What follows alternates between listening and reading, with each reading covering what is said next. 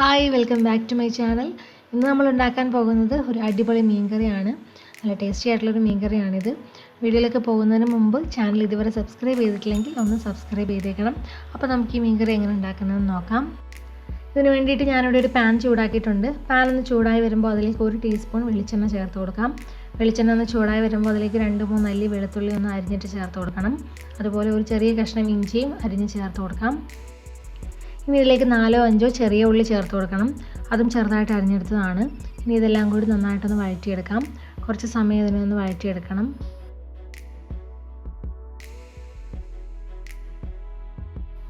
ഇപ്പോൾ ഉള്ളിയൊക്കെ നന്നായിട്ട് വാടി വന്നിട്ടുണ്ട്. ഇനി ഇതിലേക്ക് നമുക്ക് 1.5 കപ്പ് തേങ്ങ തിരികെ ചേർത്ത് കൊടുക്കാം.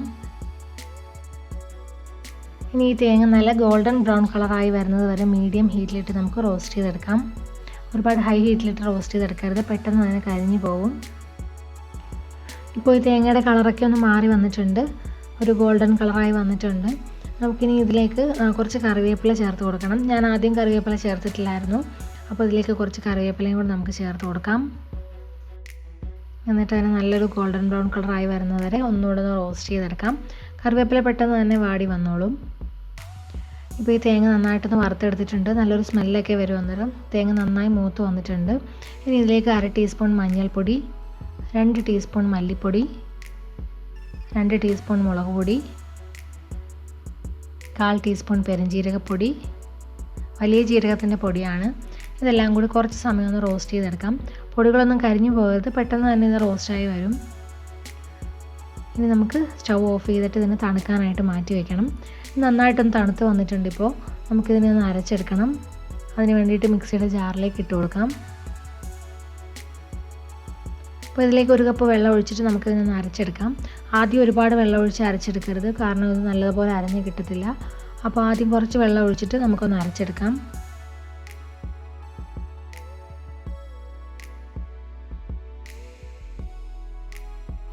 ഇപ്പോൾ ഞാനിതൊന്ന് അരച്ചെടുത്തിട്ടുണ്ട്. ഇനി ഇതിലേക്ക് കുറച്ചുകൂടി വെള്ളം ചേർത്തിട്ട് നമുക്കൊന്നുകൂടി അരച്ചെടുക്കാം.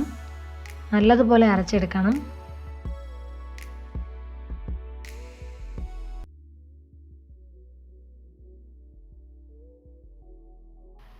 ഇപ്പോൾ ഞാനത് നല്ലതുപോലെ അരച്ചെടുത്തിട്ടുണ്ട്. നമുക്കിനി ഇതൊന്ന് മാറ്റി വയ്ക്കാം. ഇനി നമ്മൾ കറി ഉണ്ടാക്കാൻ ഉദ്ദേശിക്കുന്ന ആ ഒരു പാത്രം ചൂടാക്കണം. ഞാനിവിടെ ഒരു വലിയ പാനാണ് എടുത്തിട്ടുള്ളത്. നിങ്ങൾക്ക് വേണമെങ്കിൽ ചട്ടി എടുക്കാം. അതിലേക്ക് 1 ടീസ്പൂൺ വെളിച്ചെണ്ണയും 1/4 ടീസ്പൂൺ ഉലുവയും കൂടി ചേർത്ത് കൊടുക്കാം. ഉലുവ ഒന്ന് ചൂടായിട്ട് വന്നിട്ടുണ്ട്. ഇനി ഇതിലേക്ക് 5-6 ചെറിയ ഉള്ളി ചേർത്ത് കൊടുക്കണം. അത് ചെറുതായിട്ട് വട്ടത്തിൽ അരിഞ്ഞെടുത്തതാണ്. കൂടെ തന്നെ കുറച്ച് കറിവേപ്പിലയും കൂടി നമുക്ക് ചേർത്ത് കൊടുക്കാം. ഇനി ഈ ഉള്ളി ഒന്ന് വാടി ഒരു ഗോൾഡൻ കളറായി വരുന്നത് വരെ നമുക്കൊന്ന് വഴറ്റി കൊടുക്കണം.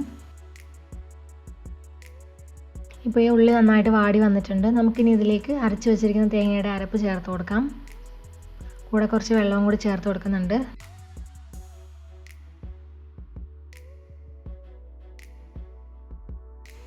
വെള്ളത്തിൻ്റെ അളവ് ഓരോരുത്തരുടെ ഇഷ്ടത്തിനനുസരിച്ച് ചേർത്ത് കൊടുക്കാം. നിങ്ങൾക്ക് ഒരുപാട് തിക്കായിട്ടുള്ള കറിയാണ് വേണ്ടതെങ്കിൽ വെള്ളം കൂടുതൽ ചേർത്ത് കൊടുക്കരുത്.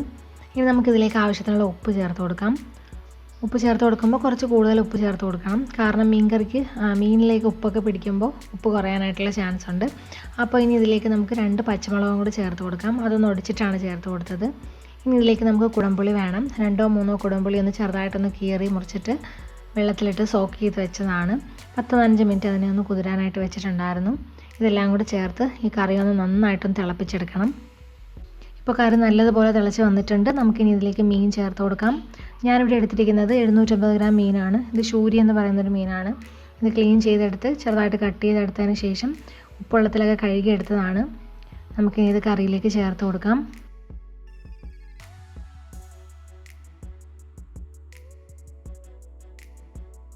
ഞാനിപ്പോൾ ഈ മീനെല്ലാം ചേർത്ത് കൊടുത്തിട്ടുണ്ട്. നമുക്കിനി ഇത് ചെറുതായിട്ടൊന്ന് മിക്സ് ചെയ്തെടുക്കണം.